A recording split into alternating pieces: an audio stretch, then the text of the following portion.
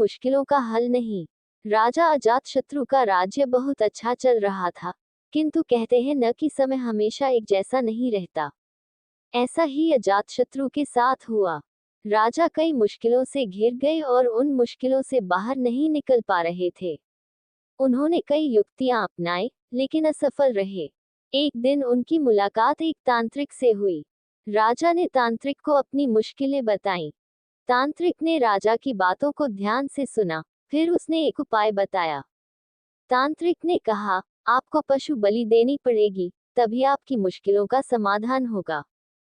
पहले तो राजा काफी सोच विचार में पड़ गया, लेकिन उन्हें जब कोई भी रास्ता न दिखा तो उन्होंने तांत्रिक की बात मान ली। तांत्रिक के कहे एक बड़ा अनुष्ठान किया गया। पशुओं को मैदान में बलि देने के लिए बांध दिया गया। संयोगवश उस समय महात्मा बुद्ध राजा के नगर में पहुंचे। वे उसी स्थान से गुजर रहे थे जहां पर राजा ने अनुष्ठान कराया था।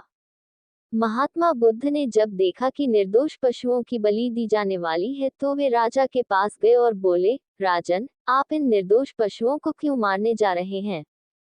राजा बोले, महात्मा जी, मैं इन्हें मारने नहीं अपितु राज्य के कल्याण के लिए इनकी बलि देने जा रहा हूँ, जिससे सारे राज्य का कल्याण होगा। महात्मा बुद्ध बोले, क्या किसी निर्दोष जीव की बलि देने से किसी का भला भी हो सकता है? थोड़ा सा रुककर महात्मा बुद्ध ने जमीन से एक तिनका उठाया और राजा को देते हुए बोले, इसे तोड़कर दिखाएं। राजा ने तिनके के 2 टुकड़े कर दिए। बुद्ध बोले, इसे अब पुनः जोड़ दें।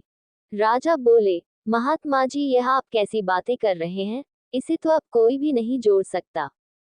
तब बुद्ध राजा को समझाते हुए बोले, राजन, जिस प्रकार इस तिनके के टूट जाने के बाद आप इसे नहीं जोड़ सकते, ठीक उसी प्रकार जब आप इन पशुओं की बलि देंगे तो यह निर्दोष जीव आपके कारण मृत्यु को प्राप्त होंगे और इन्हें आप दोबारा जिंदा नहीं कर सकते, बल्कि इनके मरने के बाद आपको जीवहत्या का दोष लगेगा और आपकी मुश्किलें कम होने के बजाय और भी कहीं अधिक बढ़ जाएंगी, क्योंकि किसी भी निर्दोष जीव को मारकर कोई भी व्यक्ति खुशी नहीं प्राप्त कर सकता।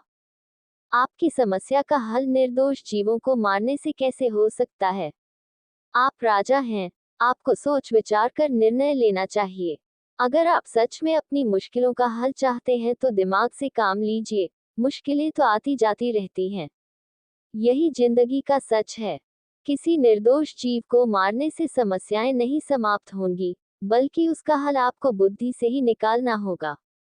बुद्ध की बात सुनकर अजातशत्रु उनके चरणों में गिर पड़े और अपनी भूल की क्षमा मांगने लगे। अजातशत्रु ने ऐलान करा दिया कि अब से उनके राज्य में किसी निर्दोष जीव की हत्या नहीं की जाएगी।